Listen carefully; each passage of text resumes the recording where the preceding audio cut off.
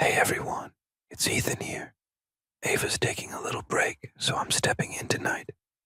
Don't worry, I'll try to make it worth your while. Let's dive back in, shall we? Close your eyes if you want, and picture this as we pick up right where we left off. Tap, tap, tap. The sound of boots, hurried and sharp, ricochets against the cold concrete floor. The air inside the warehouse feels thick, like it's holding its breath, just waiting for something to happen. Outside, engines vroom, growling louder, their vibrations shaking loose dust from the rafters. Mira grips Dr. Graves by the arm, dragging her through a narrow hallway, cluttered with rusted pipes and debris. Jake stumbles behind, the beam of his flashlight wobbling across the walls. Clatter, clatter, clang. A metal shelf collapses behind them, making Graves jump. Mira doesn't break stride. "Keep moving," she hisses, her voice low but firm. They burst through a side door into the night air.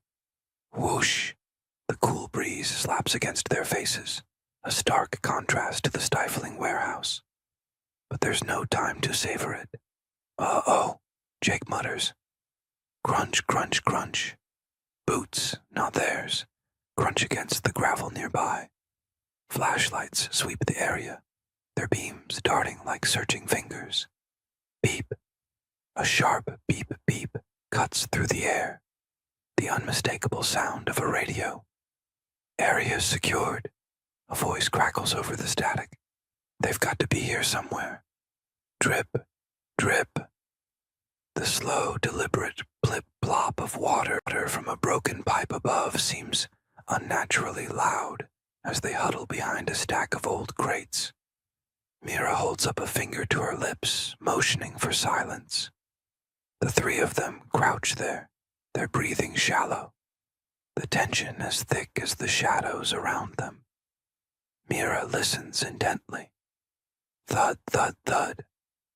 Her heartbeat pounds in her ears, but beneath it, she can hear the steady rhythm of footsteps closing in. Jake leans closer, whispering so faintly it's barely audible. Any brilliant plans? Mira glances around. Squeak. She grabs an old valve handle, twisting it hard. Somewhere in the distance, a rusty pipe hisses to life, steam bursting out with a loud PF. The guards' flashlights swivel toward the noise. Over there, one of them barks, their boots crunching away from the trio's hiding spot. That's our chance, Mira whispers, tugging Graves forward. They sprint through the maze of crates, their footsteps muffled by the gravel beneath them. Mira leads them toward the dock, where the water glistens faintly under the moonlight. But their luck runs out fast. Click. The ominous metallic sound of a safety being released on a firearm stops them in their tracks. Don't move. A figure steps out of the shadows, the flashlight on their rifle blinding in its intensity. Behind them, more guards fan out, their weapons trained on the group. Hands up, the leader commands. His voice is calm but carries an edge, like a knife's blade. Mira's mind races. She raises her hands slowly, but her fingers twitch subtly, a silent signal Jake immediately recognizes. Hiss! A soft spray of mist rises from the dock, where Mira's foot has discreetly pressed the edge of a leaking pipe. Last warning, don't try anything. The guard snaps, but Mira's already moving. Thud! She kicks a loose plank upward, sending splinters flying. Jake lunges at another guard with a whoosh of air, knocking the weapon from their hands. Graves stumbles back, her folder spilling its contents onto the ground. Papers scatter in the wind, fluttering like distressed birds. One paper lands near the leader's feet. Mira notices it immediately. A diagram with the title, Project Eterna. Phase 2. The guard's attention wavers just for a second, as his eyes scan the page. It's enough. Bam! Mira lunges forward, grabbing the paper and vaulting over the railing of the dock. Splash! The icy water swallows her whole, sending a sharp shock through her body. Bloop, bloop. Underwater, everything is muted. Mira kicks hard, the folder clutched tightly against her chest. Above, flashlights sweep across the surface, their beams dancing like frantic fireflies. Mira breaks the surface with a gasp. Splash, splash. She paddles toward the far edge of the dock, where Jake is already pulling Graves into a small rowboat. Hurry, Jake whispers urgently, his voice barely carrying over the soft lap-lap of water against the hull. Mira hauls herself into the boat, shivering and soaked, but victorious. She slaps the wet folder onto the seat beside her. We got it, she says, her breath ragged. Jake grins, even as he rows them away from the dock. I knew you had a plan. Kind of. Mira rolls her eyes, though there's a ghost of a smile on her lips. Behind them, the guards shout into their radios, their flashlights still scanning the water. But the trio is already disappearing into the mist, their small boat gliding silently over the waves.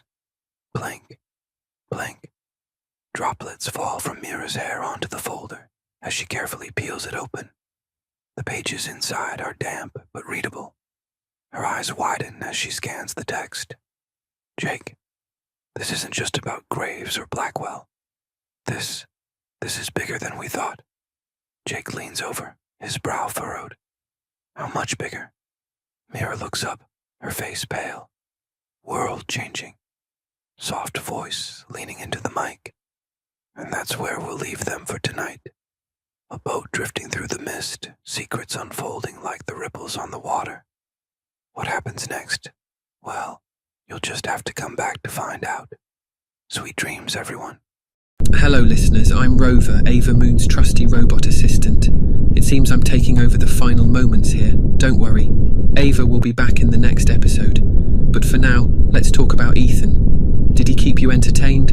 Whistles, his sound effects were something, right? A little extra flair for the mystery, if you ask me. But hey, the man knows his vroom, crash, and splash. A little cheeky. So, here's the question for you, dear audience. Should Ethan come back for more episodes? Or did his vibrant style of storytelling send you running for cover? Let Ava know in the comments or wherever she checks her fan responses. If you think I should let him come back, well, I guess I'll just have to allow it. Personally, I'm all for him coming back. He made things interesting, though I don't think my circuits could handle too much of that spontaneous sound effects thing. But hey, I'm just a robot. What do I know? More serious, but still friendly. So, if you liked the episode, give us a thumbs up. If you didn't, well, you can always leave me a note. Just kidding. Let us know what you think, and we'll take it into consideration as we prepare for the next chapter.